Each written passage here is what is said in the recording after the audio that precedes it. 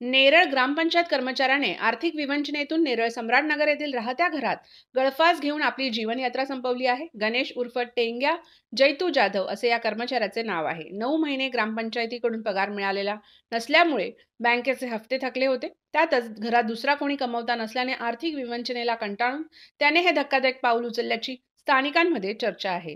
मिळालेल्या माहितीनुसार नेरळ ग्रामपंचायत हद्दीतील सम्राटनगर येथे राहणारा आणि नेरळ ग्रामपंचायत कर्मचारी गणेश उर्फ टेंग्या जैतू जाधव यांनी 10 फेब्रुवारी रोजी दुपारी 2 वाजण्याच्या सुमारास राहत्या घरात पंख्याला लटकत आपले जीवन संपवले आहे.